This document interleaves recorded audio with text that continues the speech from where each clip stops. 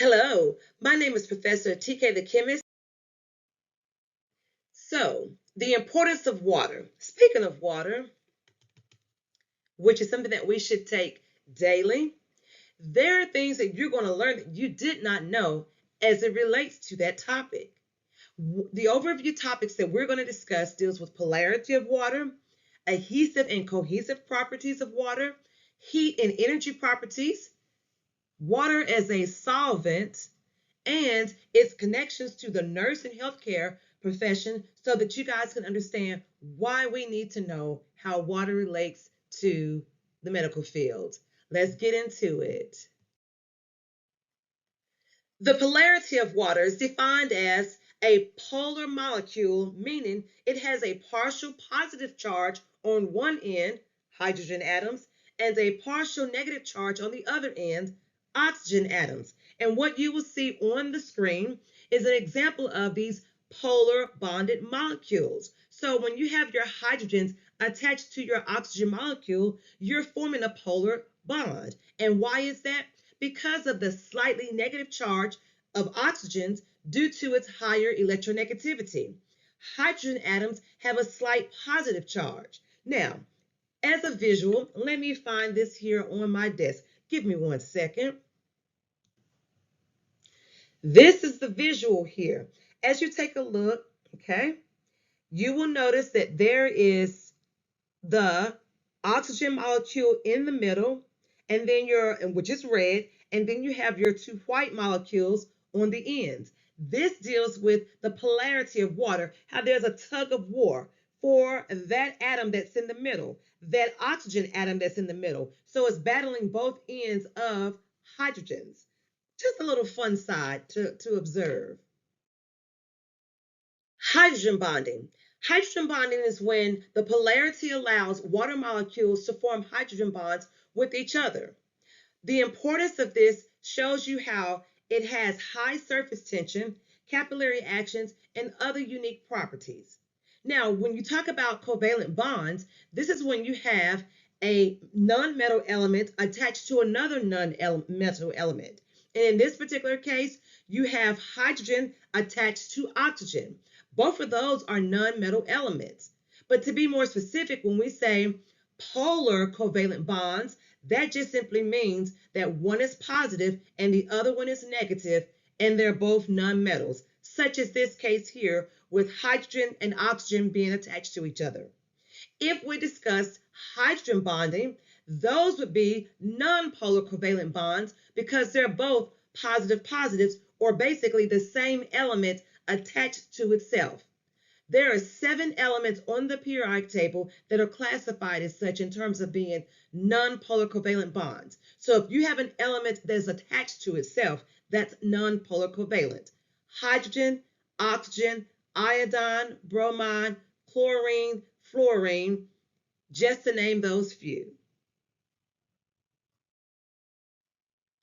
Coming up, we're going to give you a quiz. Are you ready? Let's go ahead and see what you know as it relates to the first couple of slides of information that we discussed on water properties. Question number 1. What makes water a polar molecule? A, equal sharing of electrons between hydrogen and oxygen. B, unequal sharing of electrons between hydrogen and oxygen. C, water molecules have no charge. Or D, water molecules are linear in shape. The answer is B, unequal sharing of electrons between hydrogen and oxygen. Remember, oxygen and hydrogen have an unequal balancing of electrons. If you noticed in the first couple of slides, hydrogen has a positive charge, oxygen has a negative charge. So there are unequal shared pairs of electrons. If you think about water molecules having no charge, we know that that is also incorrect because there is a charge between hydrogen and oxygen molecules.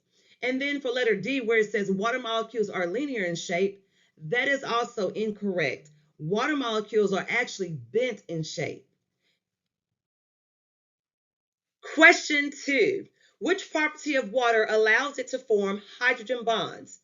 A, high specific heat, B, polarity, C, high heat of vaporization, or D, cohesion? The answer is B, polarity. Polarity is the correct answer because it is a characteristic of water molecules that allow hydrogen bonds to form. If you also think about water's polarity, it is the reason why hydrogen bonds form as a result. Now, let's look at the reasons why letters A and C are incorrect. High specific heat and high heat of vaporization. Those are the results of hydrogen bonding, not causes. Remember, cohesion is an effect of hydrogen bonding, not the reasons hydrogen bonds form. Whilst water's high specific heat is a result of hydrogen bonding, it is not the property that allows hydrogen bonds to form. Instead, high specific heat is a consequence of the energy needed to break hydrogen bonds during heating. Real quick before we continue letting you enjoy Professor TK's Properties of Water video, we just wanted to take a second to thank you for watching. In addition, we just wanted to show you that this video is one of the hundreds of videos that you can find in the Smart Addition Nursing T7 online course. Now you can get it for $15 off with code 150FF, that's 15 off at checkout. When we say this is an online course, we mean that this is more than just video. We have individualized topics for everything you're going to see on the TEAS test.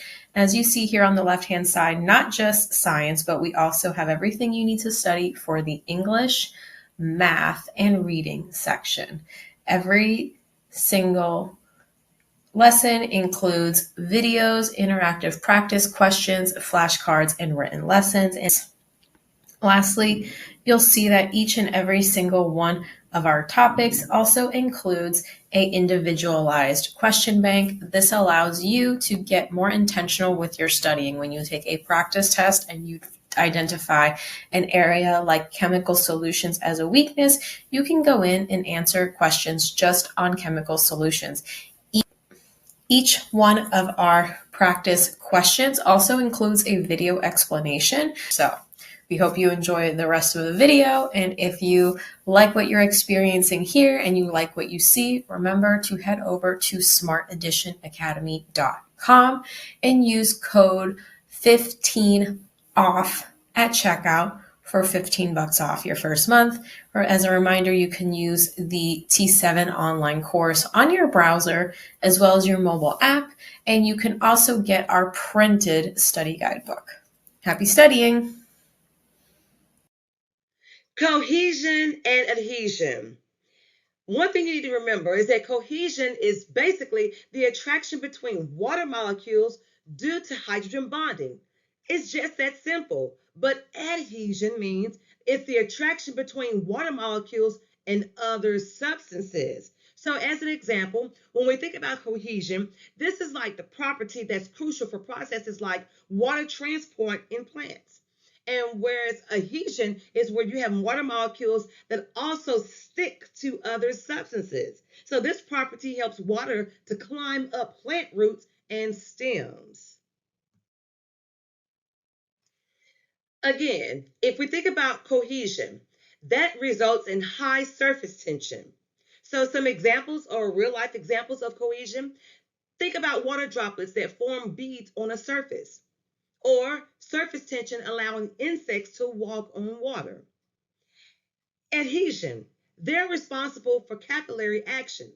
And as I said before, water moving up plant roots and stems are an example of that particular process. Or you can think of a meniscus formation in a graduated cylinder. So if you look at a graduated cylinder in any science lab, there's a little curve right below the numbers where that mark is to tell you how much liquid is inside. So if you think about the little curve that you see, that deals with adhesion. You know what's coming up? Quiz time.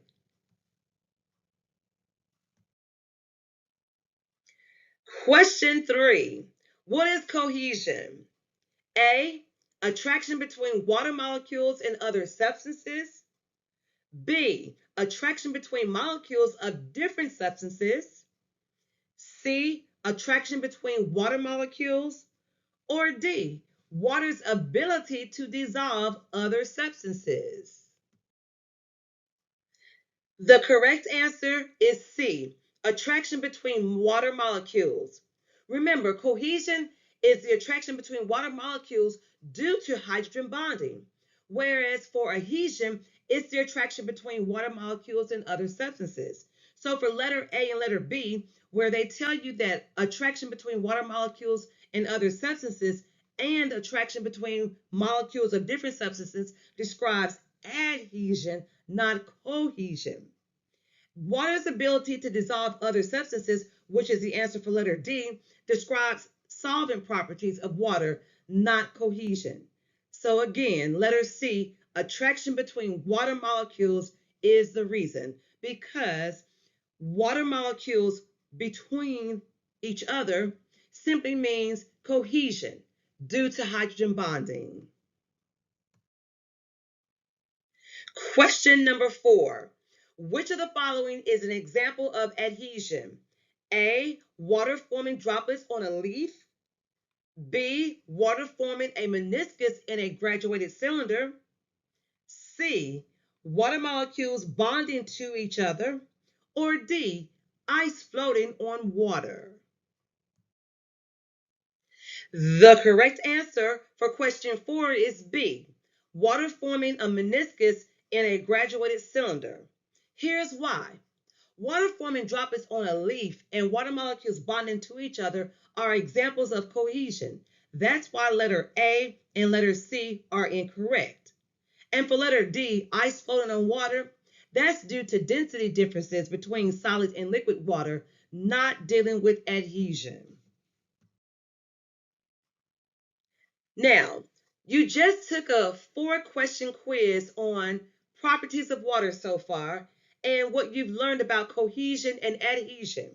Now we're going to get into high specific heat capacity and the importance of this and why you need to know it. So let's get into what you're going to actually see on your screen. There is a table that deals with specific heats of common substances. And then there's another illustration of how all of these different forms of water can actually occur. But you need to understand why this is important for the TEAS exam. So let's give you all a definition of these vocabulary words. High specific heat. This means water can absorb a lot of heat before changing temperature. An example of that would be to stabilize temperatures in organisms and environments. This is important because this property helps regulate temperatures in the environment and in living organisms, providing a stable climate also and body temperature. The next definition, high heat of vaporization. It takes a lot of energy to convert water from liquid to gas. This is important for cooling mechanisms like sweating. We discussed this in prior units where you had to know the differences between solids going to liquids, liquids going to gas, and so forth. So with heat of vaporization, which means again water requiring a significant amount of energy to change from liquid to gas, this is important because it allows for efficient cooling mechanisms in organisms such as sweating and also transpiration in plants. Have you ever heard that water is a universal solvent? That's right, y'all. That is due to its polarity. Water can dissolve many substances, such as ionic compounds and polar molecules. They dissolve well in water. And let me tell you guys why this is important. Number one, it's essential for chemical reactions in living organisms. And number two, it helps to facilitate transport of nutrients and waste in biological systems. Polarity, for instance, with water's polarity, it allows it to interact and dissolve various solutes effectively. Solutes are typically solids like salts, sugars, etc. Hydrogen bonding. The ability to form hydrogen bonds helps break down water complex molecules. And another thing, when you think about these dissolution of ionic and polar substances, water can stabilize and dissolve ionic and polar substances, making it a versatile solvent.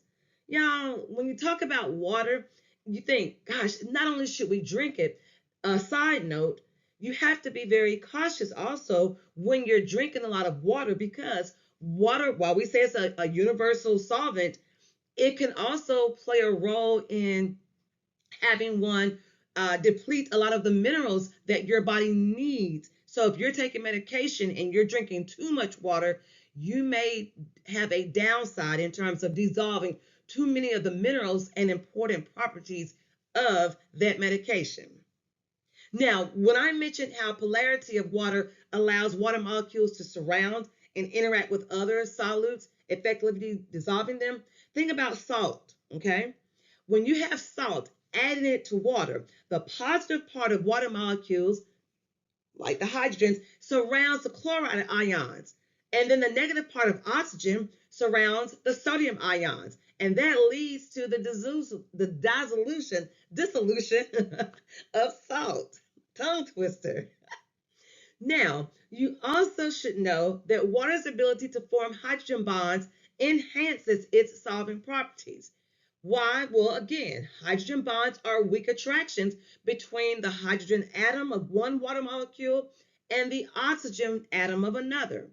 Again, this interaction helps break down complex molecules.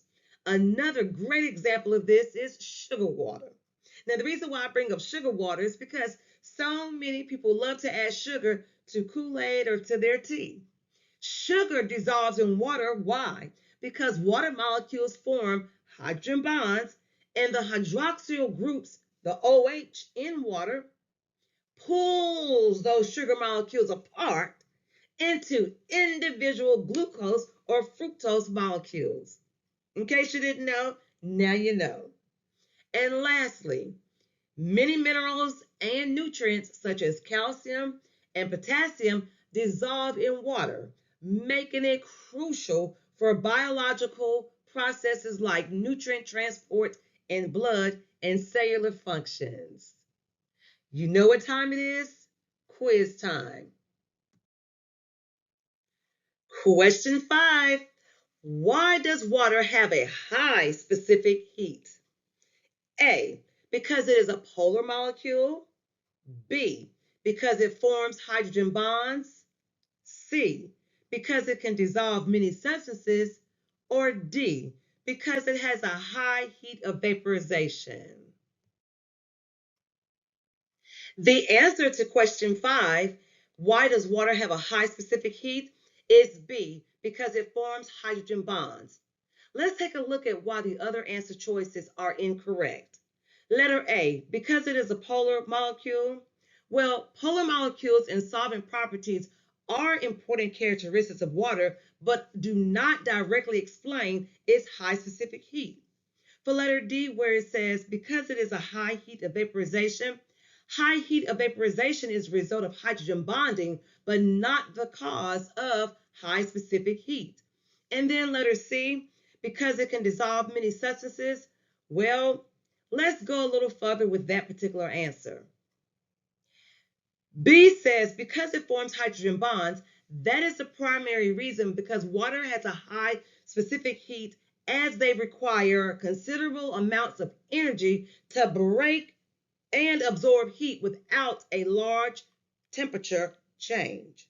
Now, keep in mind that because it forms hydrogen bonds, water has a high specific heat because of the extensive hydrogen bonding between its molecules. Now, when heat is added to water, much of it is used to disrupt those hydrogen bonds before the water molecules can increase in kinetic energy, thus creating the rise in temperature. We discussed this also at the very beginning in one of our other units when we talked about all of this. So keep in mind, guys, that as we go through these types of TEAS questions, you're going to have to know prior information that leads you to this discussion.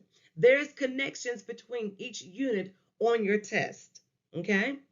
And finally, again, to further elaborate on letter B in terms of forming those hydrogen bonds, remember, hydrogen bonds means that water can absorb a lot of heat without a significant increase in temperature, thus giving it a high specific heat capacity.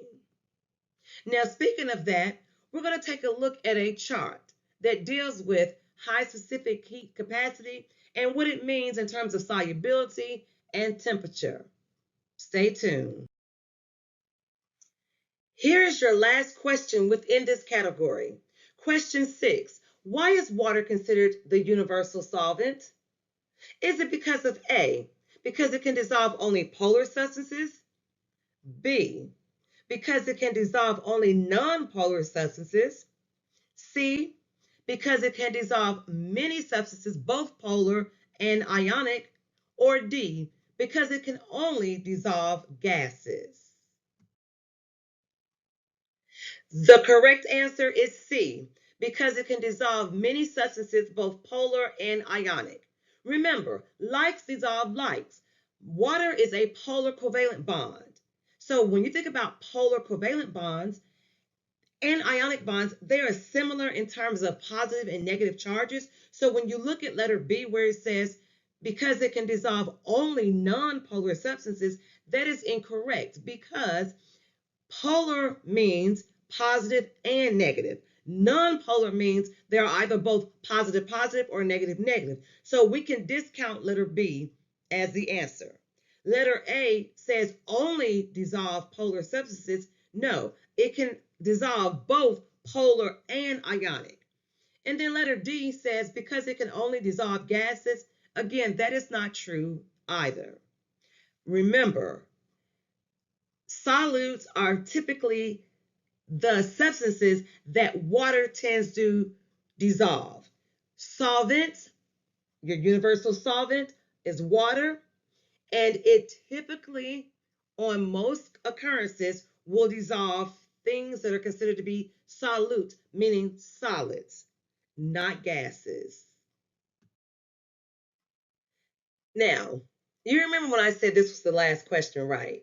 Well, this is a bonus question, and that is question number 7. What property of water allows insects to walk on its surface? Letter A, high heat of vaporization. Letter B, adhesion. Letter C, high specific heat. Or letter D, high surface tension. The correct answer is D, high surface tension. Remember when we discussed two key vocabulary words, cohesion and adhesion. Cohesion means water droplets forming on beads of a surface, or surface tension allowing insects to walk on water. That deals with cohesion, meaning that's why we allow insects to actually walk on its surface. But adhesion, on the other hand, means that water moving up plants or stems and meniscus formations on a graduated cylinder, that deals with adhesion. So again, what property of water allows insects to walk on its surface deals with high surface tension. Now, there's this other concept that you all need to know, and that is the importance of understanding water properties as it relates to two concepts, biological significance and its chemical solutions. So the biological significance is water's property being crucial for life processes, such as temperature regulation, nutrient transport, and metabolic reactions. For chemical solutions, on the other hand, you need to understand water's role as a solvent in terms of how it helps to study these solutions, because you need to know how solutions are prepared by understanding the solubility and reaction mechanisms. Now, you're probably wondering, how does this graph relate to water properties? Let's get into that process. The solubility curve that you see illustrates how the solubility of a substance changes with temperature. So for most solids, solubility increases with temperature because higher temperatures provide more kinetic energy to break the intermolecular bonds in the solute and solvent, leading to increased dissolution, meaning dissolving abilities, okay? So when you think about water's high specific heat, there's that vocabulary word again. What you need to know is that it means it can absorb a lot of heat with a minimum increase in temperature, allowing gradual and controlled changes in solubility. This property ensures that aquatic environments and biological systems remain stable despite temperature fluctuations. So we know that this also relates to our aquatic life. Those little fish and those little sea animals, they're important too to this process. And by looking at how they respond, it also in turn helps us to understand our own mechanisms, biological functions as well. Let's take an example of the solubility curve for potassium nitrate. As you guys can see, it's listed right here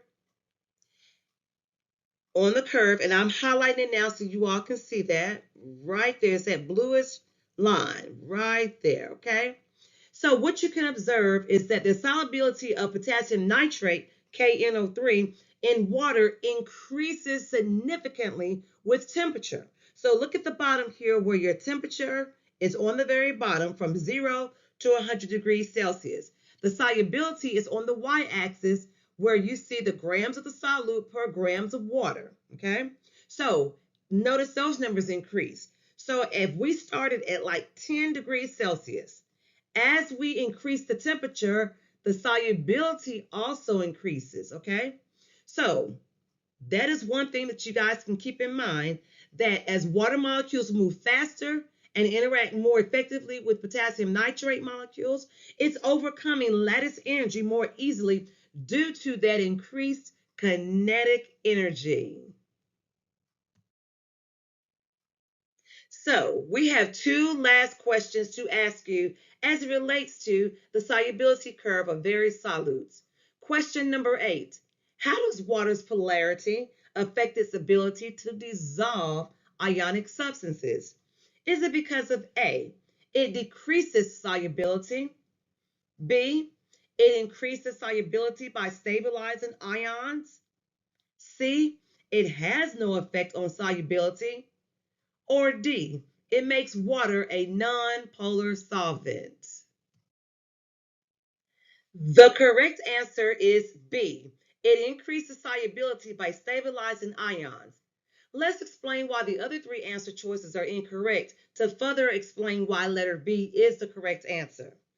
First choice, A, it decreases solubility. The reason why this is incorrect is because water's polarity actually enhances its ability to dissolve ionic substances. The positive and negative ends of water molecules interact with ions, facilitating in this dissolving rather than decreasing it. Letter C, it has no effect on solubility. Well, this is also incorrect because water's polarity has a significant effect on its solubility. The polar nature of water is crucial in dissolving ionic compounds, so saying it has no effect is inaccurate. And then finally, letter D, it makes water a nonpolar solvent.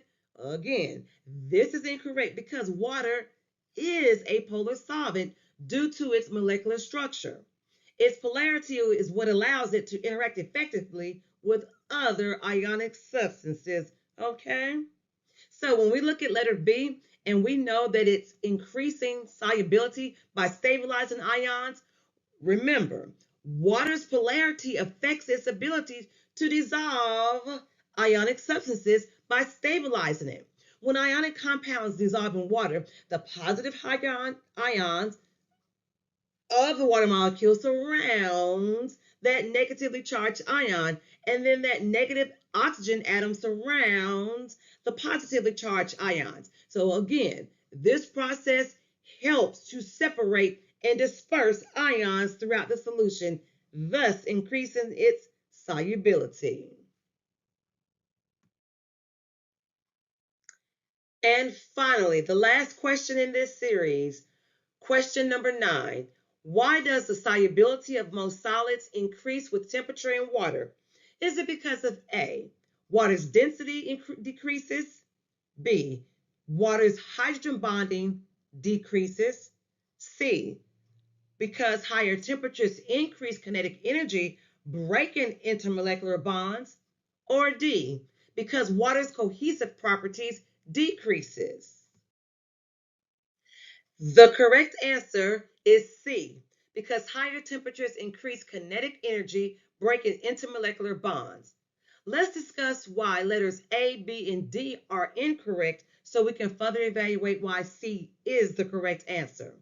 So for letter A, because water densities decreases, well, that's not correct because while water's density does decrease slightly with temperature, this change is not the primary reason for increased solubility of solids. Solubility is more directly related to the interactions between solute and solvent molecules rather than the density of those solvents. And then for letter B, because water's hydrogen bonding decreases, again, that's also incorrect because hydrogen bonding between water molecules does decrease slightly with increasing temperature, but that is not the main factor affecting the solubility of solids. The increased kinetic energy and the disruption of solute-solute interactions plays a more significant role. And then finally, letter D, the reason why that is also not the correct answer is because the cohesive properties of water due to hydrogen bonding do decrease slightly with temperature, but that is not the primary reason for the increased solubility of most solids. As a matter of fact, the solubility is mainly influenced by the increased kinetic energy that helps to break intermolecular bonds within the solids. So when you look at letter C, as the correct answer, as temperature increases, the kinetic energy of both the water molecules and the solute molecules increase. So this additional energy helps to overcome the intermolecular forces holding the solute molecules together in the solid state. So when these bonds are broken, the solid molecules can more easily disperse and interact with the solvent molecules, thereby increasing solubility. Okay?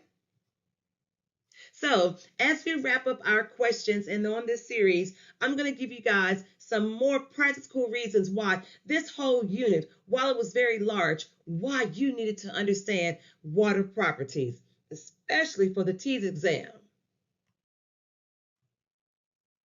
So, in conclusion, understanding water properties is essential for the TEAS exam because it reinforces many of your biological and chemical processes which are crucial for healthcare. Water's polarity, cohesion, adhesion, high specific heat, and solvent abilities explain fluid balance, nutrient transport, and temperature regulation in the body. These concepts are fundamental for administering IV solutions, medication dosing, and interpreting lab results, all of which are critical skills for nursing and healthcare professionals. Mastery of these topics ensures that students can effectively apply scientific principles to real-world medical scenarios. Good luck on your TEAS exam. If you need further assistance, please take a look at all the other concepts that we are going over within each unit for the TEAS exam for science. Take care and stay tuned for our next video as we assure you success with flying colors for your TEAS exam.